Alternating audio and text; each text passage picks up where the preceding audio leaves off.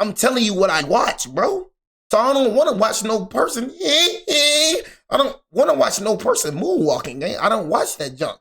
You feel me? But anyways, man, what's good, YouTube? It's your boy, Jay Willie Silly, man, a.k.a. Mr. Take It Easy. For you end up like these, make sure y'all follow my Twitch, subscribe to my second channel.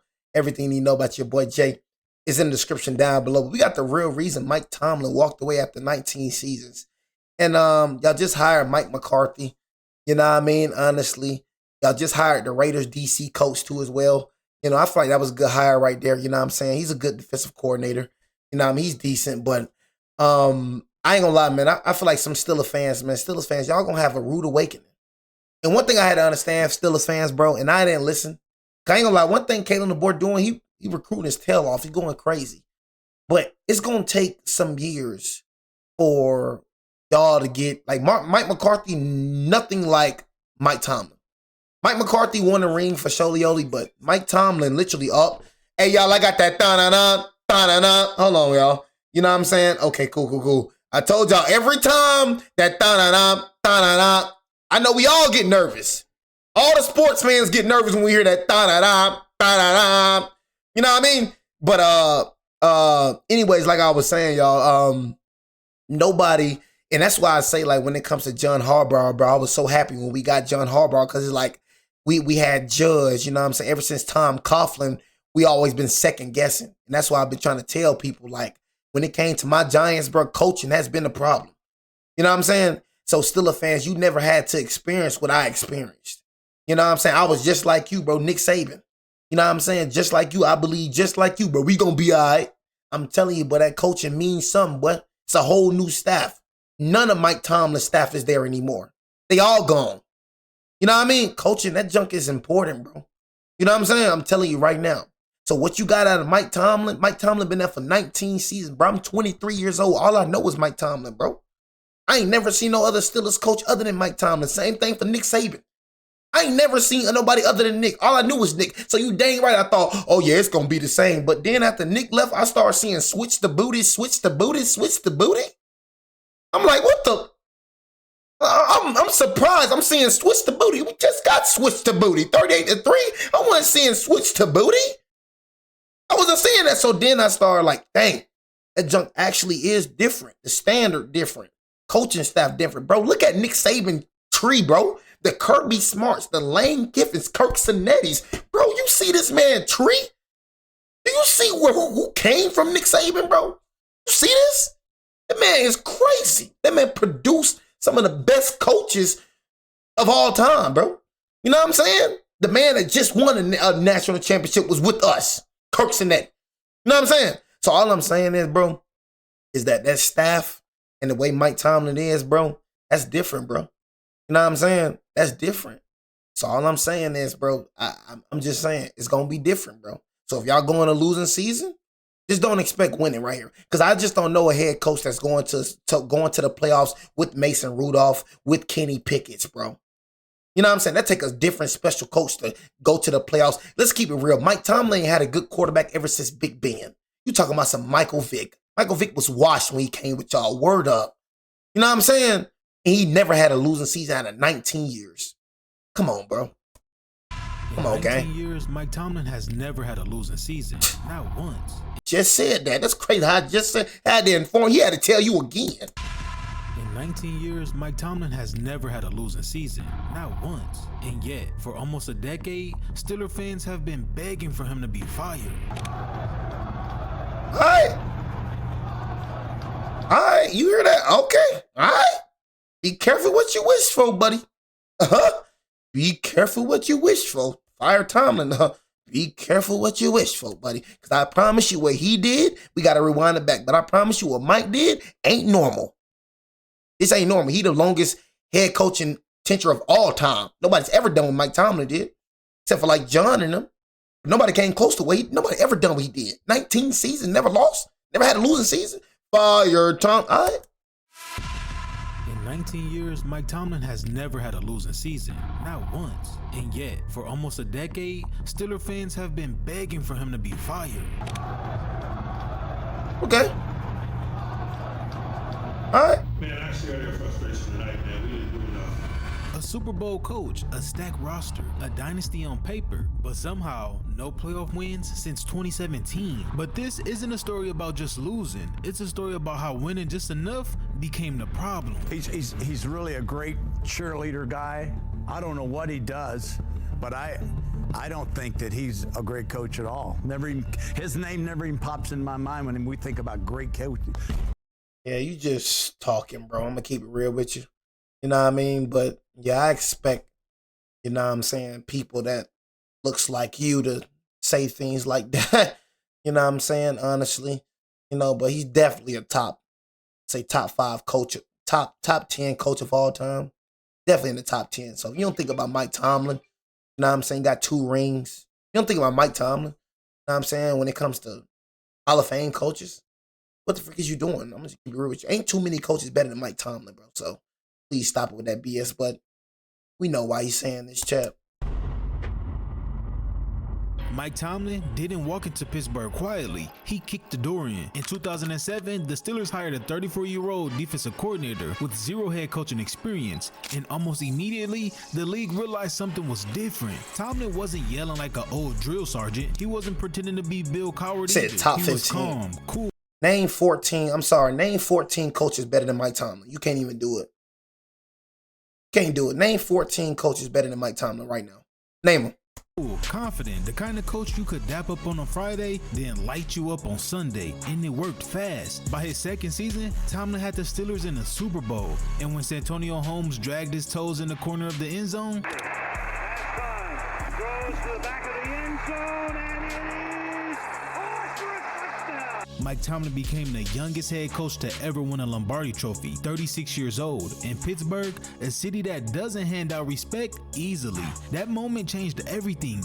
Overnight, Tomlin wasn't just a coach, he was the guy, the future. Pittsburgh fans believed they found the next great leader, and he embraced the spotlight with a charismatic swagger. The Tomlin era had dawned, and it came with a catchphrase: the standard is the standard. To Tomlin, those words meant nothing less than pursuing championships, and a nod to the lofty bar set by Steeler legends before him. Instantly, he established a new standard in Pittsburgh. But what really separated Tomlin wasn't the ring, it was how players felt about him. This was a player's coach to his purest sense. Loose, relatable, honest. Tomlin trusted grown men to be grown men. He empowered veterans and let the locker room regulate itself, and players loved that freedom. Big Ben once said that guys will run through a wall for Coach T, and it wasn't an exaggeration.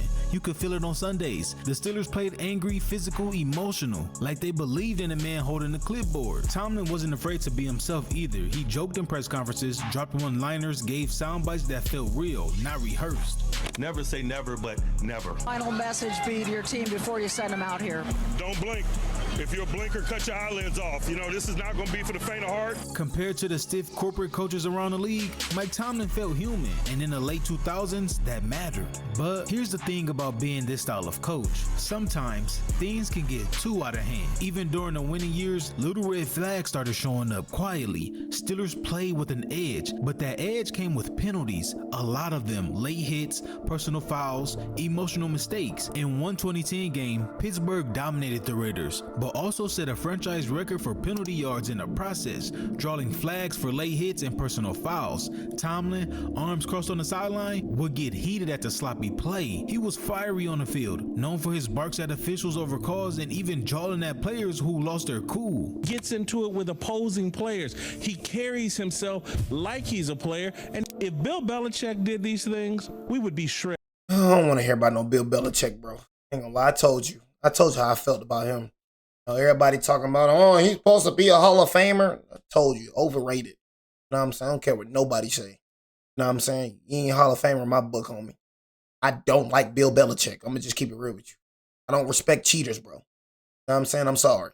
I just don't respect it, bro. You know what I mean? I feel like if you was a cheater, you always a cheater, bro. You know what I'm saying? That's how I look at it, bro. You just ain't get caught with the other cheating that you did. That's how I look. You know what I'm saying? I can't respect nobody that cheated, and I can't just respect a coach, bro, that didn't do nothing. I mean, you won 2 rings with us as a defensive coordinator, bro. I'm talking about as a head coach. Just because you're a good coordinator, I don't mean you're going to be a good head coach. I'm talking about as a head coach. You only have 6 rings as a head coach, bro.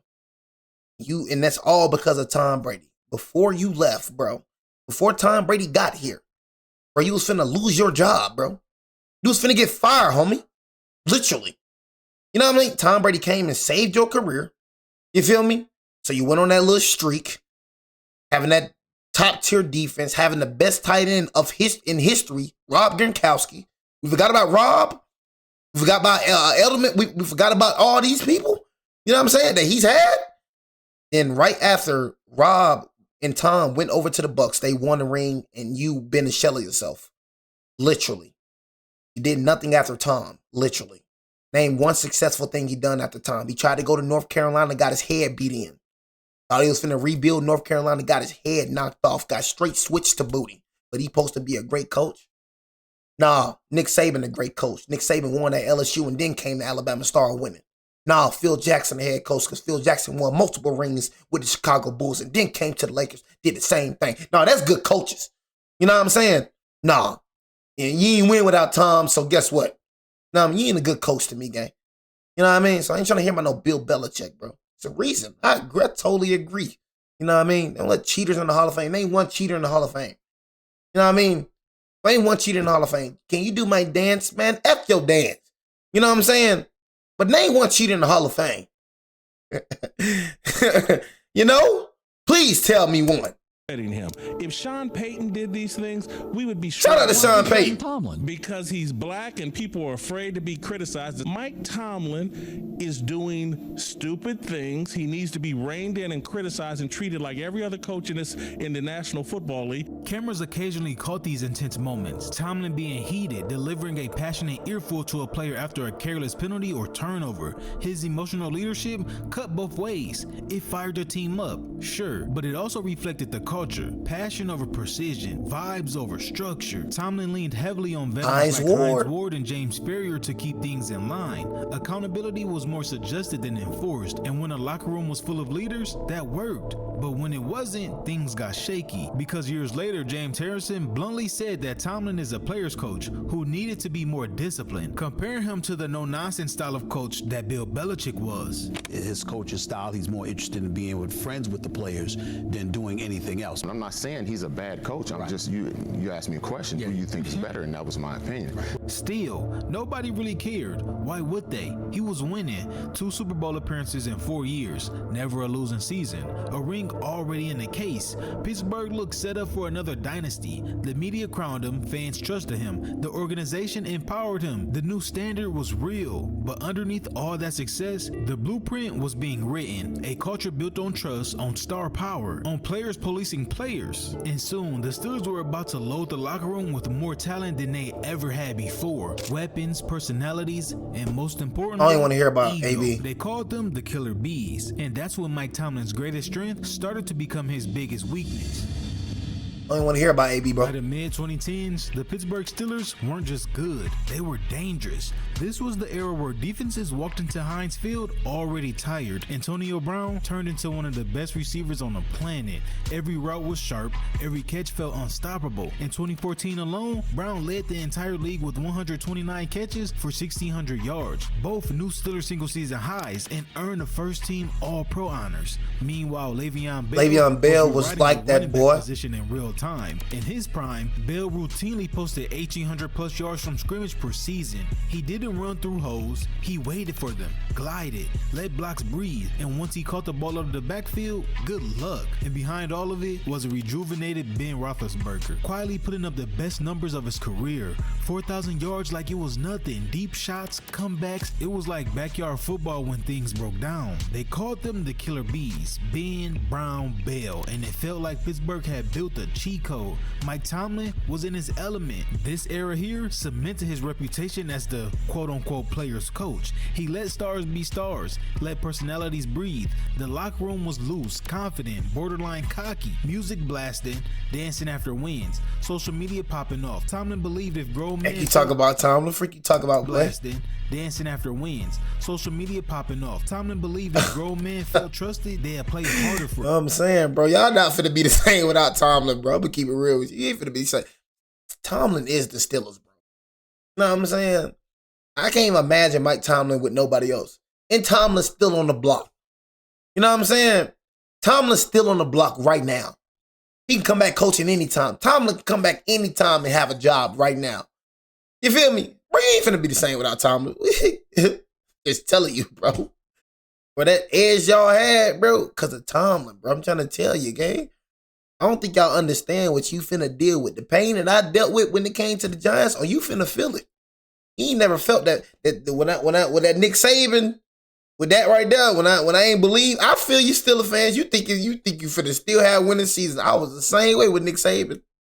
You know what I'm saying? You gonna have to learn the hard way. You gonna see a difference. You gonna see a difference with that standard. You gonna see. Oh, you gonna start being fire Mike. Dun, dun, dun. Hold on, you gonna say, we want Mike. We want Mike.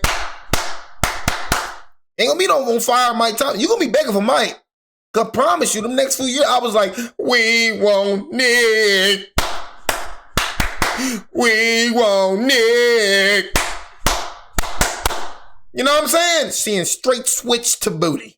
Y'all just don't know what y'all in store for. I'm trying to warn y'all how people warn me.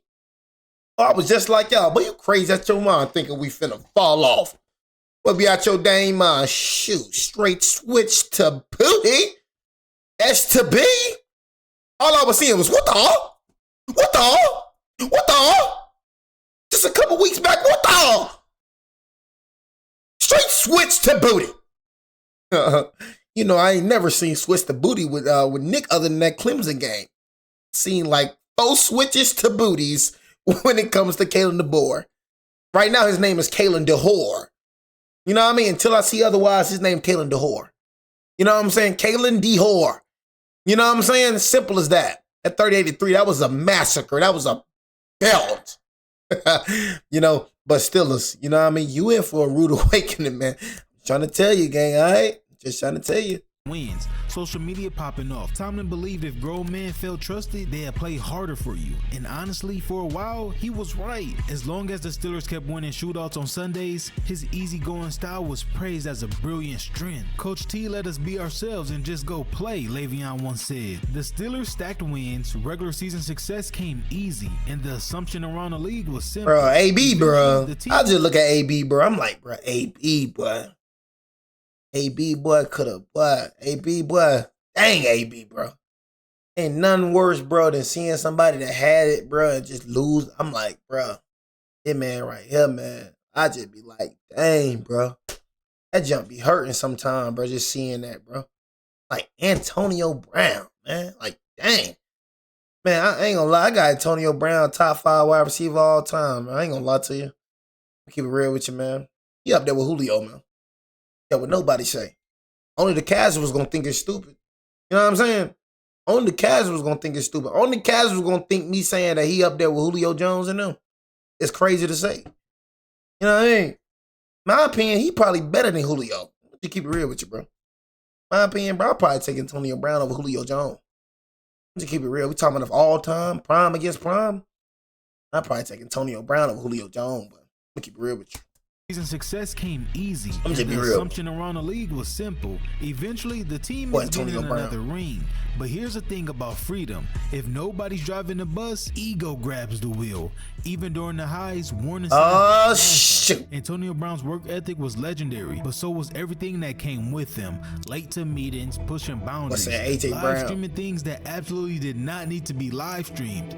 It was foolish of him to do that. It was selfish for him to do that, and it was inconsiderate.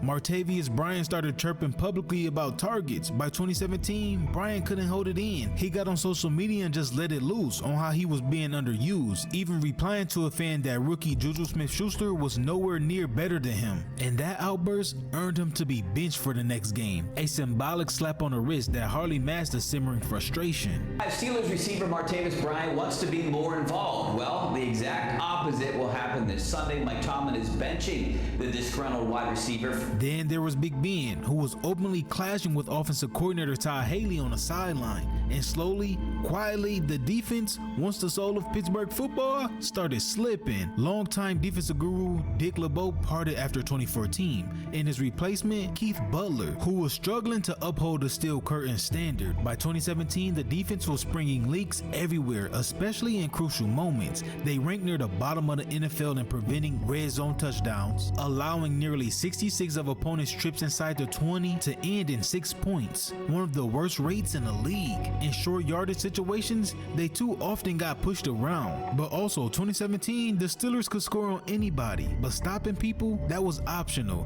which brings us to January 2018. The 13-3 Steelers hosted the heavy underdog Jacksonville Jaguars, and the home crowd expected a blowout. Instead, they watched a meltdown of the ages. The Steelers got punched in the mouth early, 21-0 before Steelers fans even settled into their seats. Blake Bortles locked in. The defense looked lost, and for the first time, the whole league saw it. This team wasn't as tough as we thought it was. They made it interesting late, sure, but when Tomlin went for the onside kick and didn't get it, that was the moment. The air left the building. The Jaguars closed it out. 45 points allowed at home. And just like that, the quote-unquote dynasty conversation died.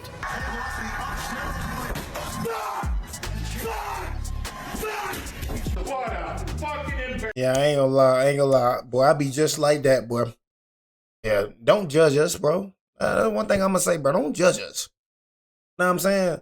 All that little, oh, it's just, you know, I can't believe you're acting like this was sports. Hey, look, bro.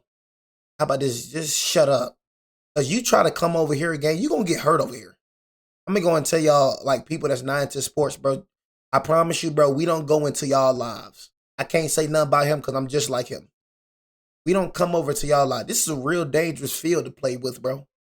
So all you little regular people, whatever, you know what I'm saying? Y'all don't like sports. I'm telling you, don't come in here talking crazy. I'm telling you. You know what I'm saying? I'm telling you right now. Stay the freak away from us, bro. We are very violent. You know what I'm saying? But I'm just saying, though, we don't come in y'all world, so don't come in our world, bro. Why people always trying to come in our world? I'm telling you, we don't bother nobody. All we worry about is our teams, how we doing and all that. We be in our own little world. We give each other pain. Like for me, I give all the odds pain. We give each other hell. You know what I'm saying? So let us just give each other hell then. You know what I mean? Don't come over here talking about why, because we going to get on your head, bro. That's one thing that we going to do. We going to assemble on your head. You know what I mean? Yeah, we ops. Give them hell, but when somebody try to step inside our world, Avengers assemble. You know what I'm saying? We going to assemble on that butt. You know what I'm saying? Give you straight switch to booty. So I just tell all them people that's not in that field, you know what I mean? Stay out of the field, G. You know what I mean? Because it's very deadly. You know what I'm saying? So I'm just, that's all I'm saying. Yeah, yep, it gets serious. Yes, you're dang right. It gets very serious. You know what I'm saying? So it's part of my life. You know what I'm saying? It's not my life, but it's part of my life. You know what I mean? It's part of me. You know, that big blue that I be repping, that's part of me. That Crimson Tide I be repping, that's part of me. That Dodgeneer that I be repping, that's part of me. That Lakers, that's part of me. You know what I mean? So when you disrespect that sports world, I get kind of pissed off a little bit. You know what I'm saying? The Jaguars closed it out. 45 points allowed at home. And just like that, the quote-unquote dynasty conversation died.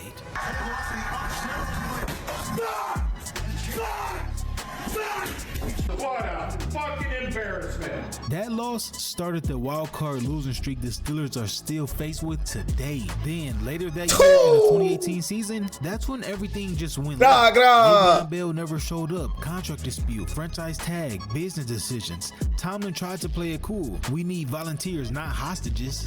What about if he never walks in the door? So be it. But inside the locker room, Steeler players, especially his normally loyal offensive linemen, felt betrayed and angry. They had gone to war behind Bell for years, and now he was leaving them behind. The unity was gone, and then Antonio Brown detonated. Brian Clark. Arguments with Ben, skipping meetings, skipping practice, skipping games. And once again, Tomlin tried to smooth it over, calling it an injury. Nobody bought it. AB was done. And when he left, he didn't just leave. He squared scorched the earth. Social media rants, trade demands, public shots at Tomlin.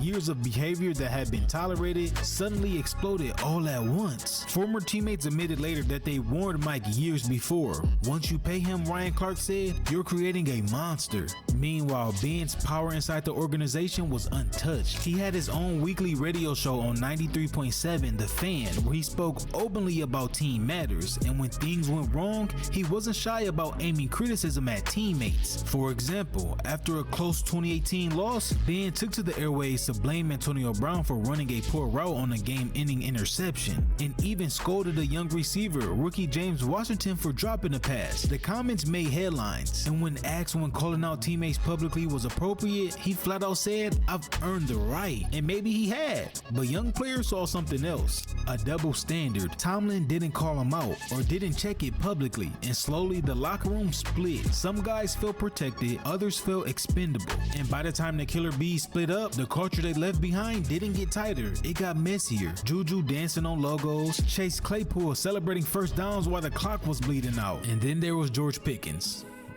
I ain't got nothing else to say after that. Fans started asking the question louder every year. Where's the accountability? And nothing captured the frustration more than 2020. 11-0, best start in franchise history, coach of the year buzz. Then Juju laughed and said, I think they're still the same Browns team I play every year.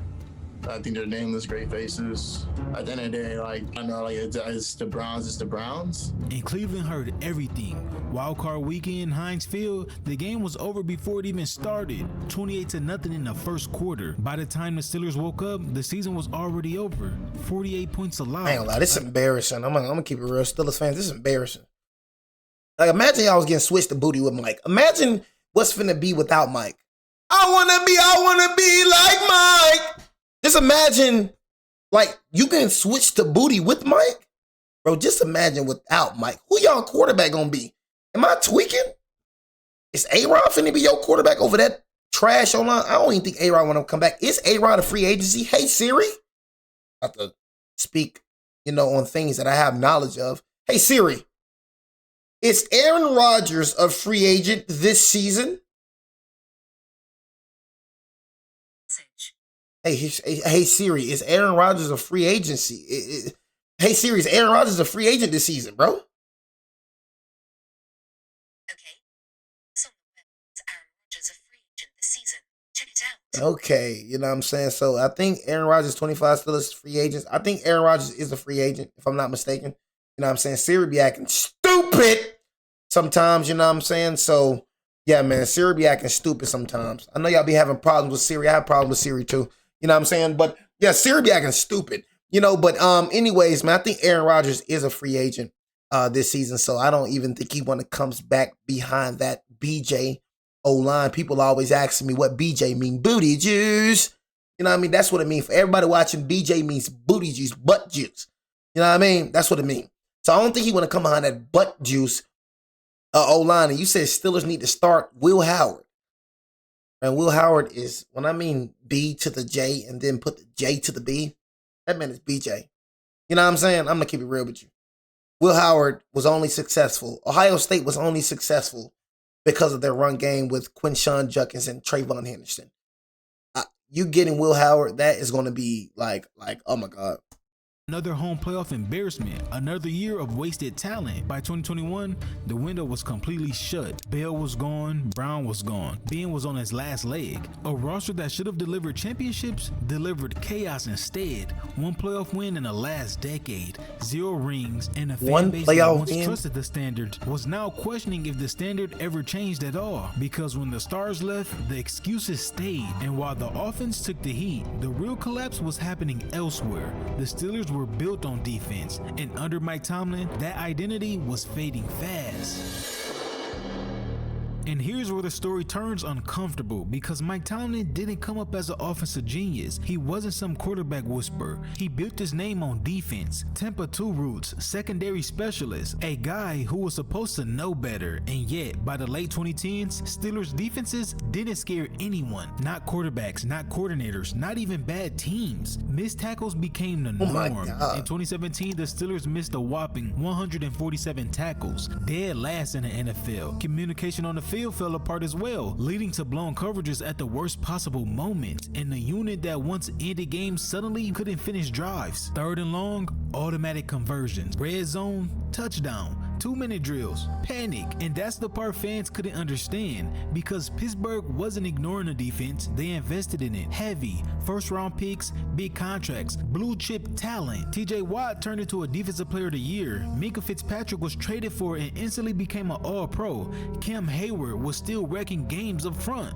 On paper, the defense should have been elite. On Sundays, it looked lost. The fans who once watched Pittsburgh defenses slam the door on opponents were instead left watching through their fingers as leads slipped away and inferior teams marched downfield. The identity of the Steelers football was blowing up before their eyes, and with it went the confidence and swagger Steeler Nation had long taken for granted. The biggest complaint wasn't talent, it was how predictable everything felt. Same coverages, same soft zones, same linebackers chasing slot receivers like it was 09. And trust me, opponents knew it. Years later, Julian Edelman said the quiet part out loud. He straight up laughed at how little Pittsburgh adjusted. You knew exactly what they were doing every time. And they still do the same goddamn that when I was playing Tomlin's defense. Steeler football. We still have linebackers covering the 3 slot. Every time we play Steelers, I have at least 9 catches. You would think that they would change it. No, but they do it. They don't lose a lot of games. They don't, and they still don't. And then we beat them in the playoffs. In other words, Pittsburgh's scheme was so weak that Edelman could practically run routes in his sleep and find openings. And he wasn't capping. In Edelman was crazy. Over 5 years, he had 34 catches. Y'all, why we don't talk about Julian Edelman, man? You know what I'm saying? Julian Edelman, man. Ain't like he was crazy. He was insane. I mean, I ain't gonna lie, I like Julian Edelman, bro. 341 yards, averaging 7 catches a game for about 60 And I'm not gonna lie, this probably, you know what I'm saying, probably is the last vid for today. You know what I'm saying? Honestly, if I'm not mistaken, you know what I'm saying? Because yeah, man, it's probably gonna be the last vid, probably. It wasn't just Edelman. Virtually any I don't think it is, but knew how to outfox the defense. While the NFL was evolving into a chess match of disguises and creativity, Pittsburgh stubbornly kept playing the same old games. Tom Brady didn't just beat the Steelers, he diagnosed them. Belichick carved them out. Andy Reid treated them like a walkthrough. Soon, fans started calling it out for what it was, Tomlin's defense, because at some point, you can't blame coordinators forever. Keith Butler took over after Dick LeBeau, and Tomlin stuck with him through everything. And I mean everything. 45 points allowed to the Jaguars at home, 48 points to the Browns, 42 unanswered points to the Chiefs in a 21 wild card. Those weren't just losses, they were national embarrassments. And that's the worst part. There was never a plan B. When things went left, they stayed left. Same calls, same looks, same confusion. Opponents would adjust mid-game. Pittsburgh will hope somebody will make a play. Hope Watt got home. Hope Minka jumped a route. That's not scheme, that's a prayer. And the local media finally stopped sugarcoating it. People always say, Mike Tomlin, he has won almost twice as many games as he's lost in Pittsburgh. But Mike Tomlin inherited Big Ben and inherited the Rooney family and inherited a great Steeler defensive culture.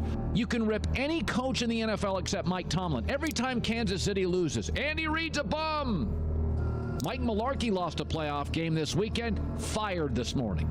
Atlanta loses, not on Matt Ryan, it's Steve Sarkisian, he's terrible. Fundamentally broken, that was the phrase. And when Keith Butler was finally let go in 2021, it felt less like accountability and more like a delayed reaction. Too late, the damage was already done. And here's the harsh truth, Steeler fans had to sit with it. A defensive-minded head coach, multiple Pro Bowl defenders, and not one season where the defense carried the team when it mattered most. And while the defense was falling apart in real time, there was another problem quietly growing on the other side of the ball, because once the Hall of Fame talent left, like Big Ben, Mike Tomlin had no answers. The defense was supposed to be his foundation, but the offense was quietly exposing his biggest blind spot yet.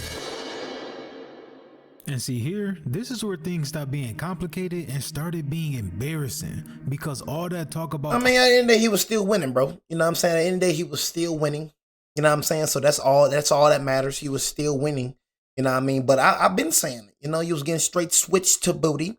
You know what I mean? Ever since 2017, I always bring it up to the cat named DJ. Switch to booty, switch to booty, switch to booty.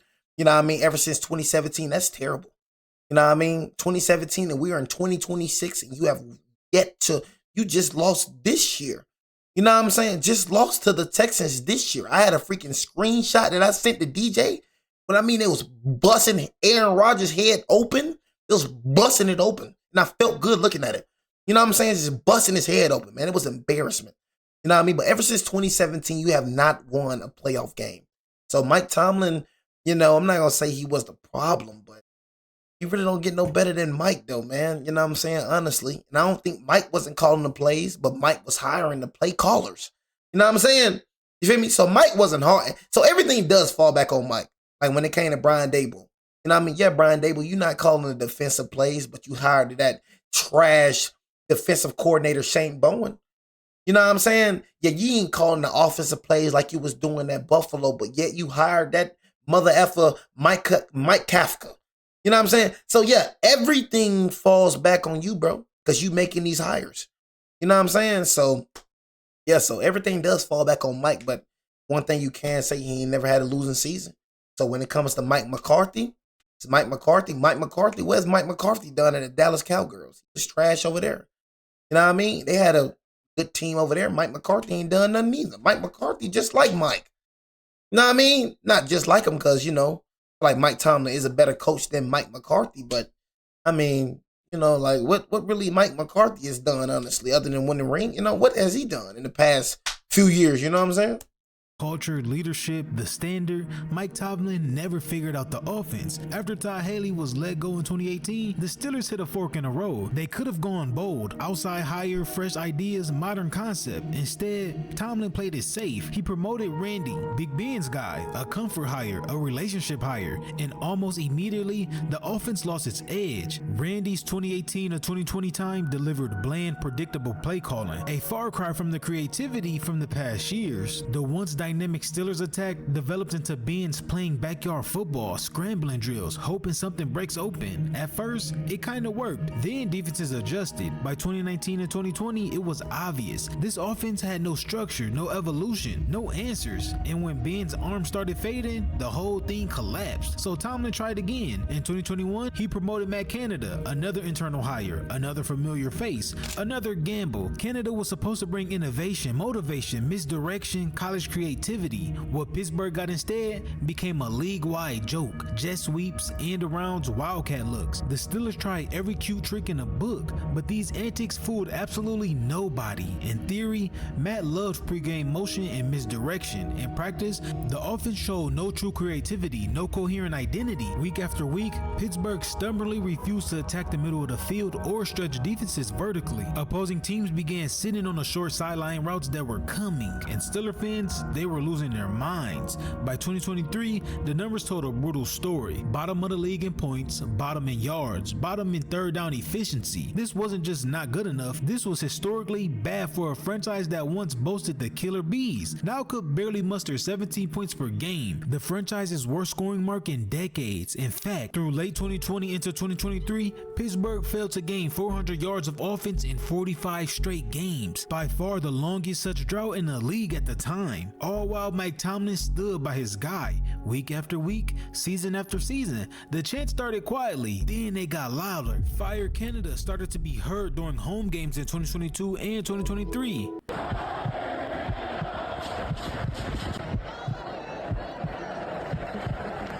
And it didn't stop there. It echoed through hockey arenas. At the Penguins hockey game in 2023, the crowd broke into the same chant.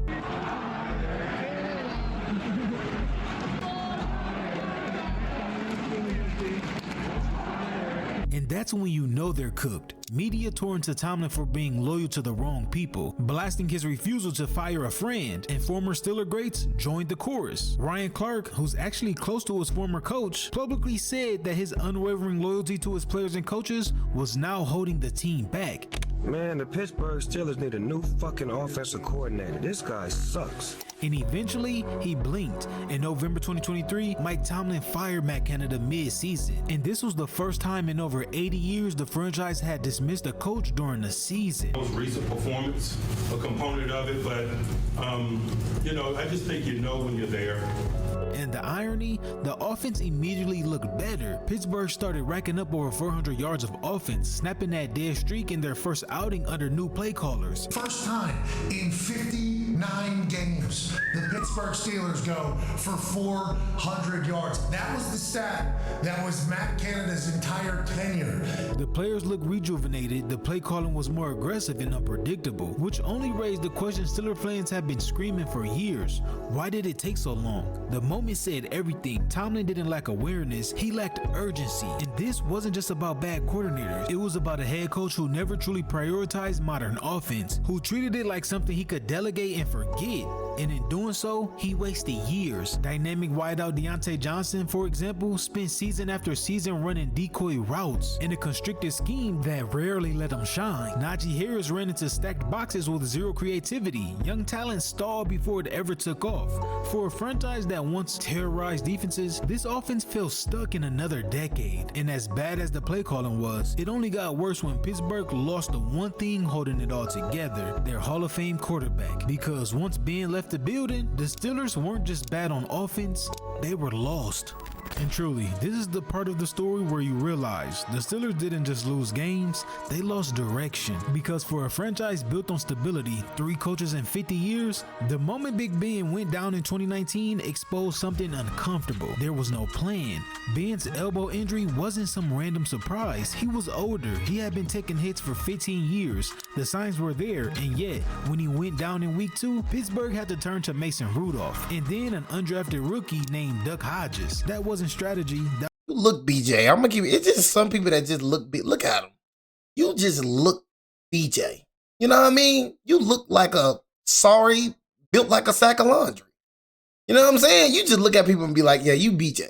You just got that look about yourself. You just got that BJ look about you. You know what I'm saying? I get pissed off looking at you right now, bro. Let me go and click on this video before I say some unruly things. That was survival. And look, God, I can't stand the story BJ. was cool, the wins were scrappy, but let's be honest. Pittsburgh, once promising season, fizzled into an 8-8 dub with no playoff berth. The Steelers' lack of foresight at the most important position had caught up to them in the most predictable, painful way. That season told you everything you needed to know. The Steelers were winging it at quarterback. A proud franchise. They still winging the it. Hopes and vibes. When Ben came back in 2020, it felt like a miracle. 11 wins in a row. Big Ben managing games. And the defense dominated. Pittsburgh was finding its way to win each week. The league was talking again. The city was buzzing. But by December, reality hit. The arm was gone. The deep ball was gone. The mobility, long gone. Defenses pressed. Short throws piled up. Everything became time-based because Ben couldn't thread vertically anymore. And instead of ripping the Band-Aid off, Mike Tomlin held on as long as he could. He let the legend ride. 2021 turned into a farewell tour. Emotional wins, late-second miracles. One final playoff appearance that ended exactly how you expect. Overwhelmed, outgunned, outmatched. And in doing that, the Steelers pushed their future back another year. So finally, in 2022, they tried to reset. They drafted hometown hero Kenny Pickett in the first round. The first quarterback Pittsburgh had taken in the first round in nearly 2 decades. And even then, the plan felt hesitant because they started Mitch Trubisky, but the offense was lifeless and produced more punts and groans than points. By week 4, with the 1-3 record and the team struggling, Tomlin made the switch and threw the rookie into the fire. An offense that was already broken. No tailoring, no easing them in. Bro, you drop back to the pocket so much, bro. That is An crazy. offense that was already broken. Hey, look how far he dropped back into the pocket. You just dropping back like, bro, you dropping back like at least 5 yards. No tailoring, no easing them in. Ain't Kenny Pickett terrible. Here you go. Fix this. And Pickett, he flashed. Late game drives, calm under pressure. You could see something brewing, but week to week, it was chaos. One game hopeful, the next game lost. And that's what happens when a young quarterback is dropped into a system that doesn't help him. By year 2, the leap never came. Instead, the offense regressed. Confidence faded, mistakes piled up, and once again, fans were asking the same question. Is the quarterback the problem, or is it the situation? Because around the league, young quarterbacks were being protected. Schemes were built around strength. It's people that I'm talking about just like that, know-it-alls. Y'all remember when I was talking about know-it-alls, bro? People like him, bro. You know what I'm saying? People like Trey Calm Live. You know what I'm saying? They just want to be smart. That's what I was talking about. Y'all remember when I was talking about people like him?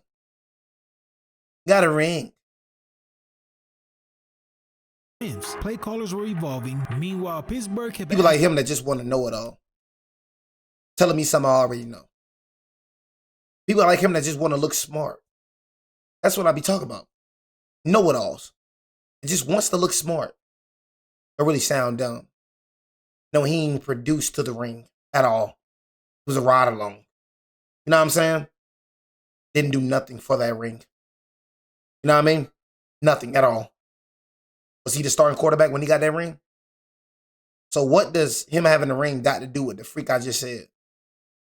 I said he's terrible. But you talking about he got a ring. What that got to do with the freak I just said? I just say he's terrible. You tell him he got a ring like I don't know that? That's what the freak I be talking about, bro. Know-it-alls. That's exactly what I be saying. People like that. Asking Pickett to survive in an offense everyone knew how to stop, and that's when it clicked for a lot of people. This wasn't about Pickett, it was about Mike Tomlin. He wasn't a quarterback developer, he wasn't an offensive architect, and worse, he didn't seem interested in becoming one. Instead, the Steelers cycled through stopgaps, Rudolph, Duck, Trubisky, back to Rudolph, all while hoping the defense and grid could carry them like it was still 2008. But the league had moved on. By 2024, the gap was obvious. Look around the AFC. Mahomes, Allen, Burrow, Lamar, Stroud, offenses everywhere. Stroud. Power everywhere. And Pittsburgh was still searching, still debating, still hoping the next fix would magically appear. And for you Steeler fans, I know this had to have been the hardest part. This team wasn't embarrassing, it was irrelevant. 8 wins, 9 wins, maybe a wild card. But no real threat, no real future plan. For a franchise that measures success in championships, this type of production hurts worse than losing. And as the years piled up, so did the frustration. No playoff wins, no identity, no clear direction. The question around Pittsburgh stopped being what's next and started becoming, is Mike Tomlin still the answer? And that's where we land next. The playoff drought, the fan backlash, and the first real hot seat talk of Tomlin's career. And it's only right we talk about the main problem here. From 2017 on, Steeler fans lived the same season on repeat. Every year started with belief. Every year ended the same way. 8 wins, 9 wins, maybe 10 if something went right. Just enough to stay relevant, never enough to matter. Tomlin's no losing season streak stayed alive. And at first, that meant something. Then it became a meme. The Steelers turned into the kings of 9 and 8. And in Pittsburgh, that is not the standard. Worse than the record was how it happened. Playing down to it kind of is the standard. It's been the standard for like 10 years. You know what I mean? Like I said, y'all haven't been nothing ever since Big Ben left. So it kind of is the standard. You know what I mean? Y'all wasn't winning championships. Like last championship y'all won was, if I'm not mistaken, 2009. So it's not like y'all winning championships. It's not like y'all like Kansas City Chiefs just winning championships now in this era. No, you was winning championships like in 1970s. You know what I'm saying? Like before Mike came, I think it was 2006, the last time y'all won. Before Mike came, 2006. Then before that, bro, I haven't done nothing in the 2000s. You know what I'm saying? So it really ain't a standard. You know what I mean? Early 2000s, you know, like even with us, we want a standard. We have a standard on us. You know what I'm saying? Until we create that standard now, you know what I'm saying? But not really, you know what I'm saying? Like when it comes to the late 2000s, you really ain't made no noise. Like that's one thing I can say about my Crimson Tide. We made noise in the late 2000s. I mean, but 2000, 2006. I mean, we won a ring before. We won a ring. Last time we won a ring was, you know, way after, you know what I'm saying, after y'all. Teams losing games they had no business losing. Fans started calling them Tomlin games. Those random Sundays where Steelers looked flat. Bro said Kenny Pickett will be a starter on the Giants. And bro, shut your damn mouth. Prepared and shocked that the other team wanted it more. The scary part, it kept happening. January didn't bring relief either. It brought embarrassment. The Steelers didn't win a single playoff game in 8 seasons after. We got our quarterback, unlike Steelers. You know what I'm saying? Whatever your name is, Jalen Dirt. Bro, you got Jalen Dirt. You know what I'm saying? You feel me? You feel me? You got Jalen Dirt, bro. You feel me? If you are a freaking Smeagol's fan or whatever the freak you are, got Jalen Dirt. You know what I'm saying? Shut your game out. January 2017, marking the franchise's longest playoff win drought of the modern era. In fact, Tomlin became the first head coach in team history to go 9 straight seasons without a playoff victory. 7 straight postseason appearances ended in defeat, most of them in ugly blowouts. They became the first team ever to lose 5 straight playoff games by double digits. Every January felt the same. Slow start, offense missing, defenses holding on until it couldn't. Season over before halftime. Fans stopped being surprised surprised. They started being angry. After the Chiefs wiped them out in the 2021 wild card, Pittsburgh radio exploded. Calls flooded. Enough is enough. Something has to change. And by 2022 and 2023, even national voices started asking the question nobody wanted to touch. Is Mike Tomlin on the hot seat? That idea used to be laughable, but the whispers were real. Reports came out that even some minority owners were frustrated back in 2018, but Art Rooney shut it down. Then Terry Bradshaw poured gasoline on it. He's really a great cheerleader guy. I don't know what he does, but I don't think that he's a great coach at all. His name never even pops in my mind when we think about great coaching. Cowher, I have more identity with Cowher than I do Tomlin. When that clip surfaced, people got mad. So if anybody has the right to say what he said, he does. But I disagree with him. Terry Bradshaw, but at the same time, I've never seen a cheerleader coach a football game. By the early 2020s, Steeler Nation wasn't celebrating winning seasons anymore. They were exhausted by him. Sneaking into the playoffs just to get exposed felt worse than missing them entirely. Trey Calm, one thing about me, bro, I never forget people's names and I don't forget people's faces. And I don't forget what people say to me. You don't respect me, but you just said you loved me yesterday. You know what I'm saying? You don't think I remembered you saying you loved me? It's just a fake hate that you have towards me. It's kind of corny. You know what I'm saying? All the little fake hate and all the little fake, you don't respect me. Just shut up. Yesterday, you literally said you loved me. So how come you love somebody you don't respect? You know what I'm saying? Yeah, I remember you from yesterday, bro, saying that you loved me. You know what I mean? So shut up with all the fake hate and the fake disrespect. Because they weren't true contenders. This was mediocrity with branding. Shut your dang mouth. Only turned the temperature. Shut up. The drumbeat of Fire Tomlin talk grew louder and louder. Whispers became debates on TV panels. Had Tomlin's message grown stalled after so many years? Local radio got harsher. Talk radio got louder. One brutal line stuck with fans. This team lacks discipline, and for the first time, it feels like they've tuned the coach out. And that's when things got dangerous. The media debate followed. Some defended Tomlin hard. Never a losing season, Super Bowl ring, culture builder. Others said the league doesn't care about resumes. It cares about results. And then came 2025. Desperate to break the cycle and silence the doubters, the Steelers organization made one last swing. They went all in like they never did before. Aaron Rodgers, DK Metcalf, Jalen Ramsey, splash moves, big names. The message was clear, Super Bowl or bust. For a brief moment, this bold strategy seemed just like it might pay off. The 2025 Steelers started off red hot, racing to a 4-1 record right out the gate. As rivals in the AFC North were set back by injuries, Pittsburgh jumped out to an early division lead. Aaron Rodgers looked rejuvenated in the black and gold, slinging touchdowns and energizing the locker room. The fan base dared to dream. The stars had finally aligned. For a brief moment, can't lie, it felt like Mike Tomlin might actually pull it off. And then, reality, they cooled off. Finished, of course, 9-8. Barely slid into the wild card after a missed field goal. And then got absolutely demolished by Houston 30-6. Another January embarrassment. 9 straight years, no playoff wins. After the game, players defended Tomlin. Aaron called the hot seat talk a joke.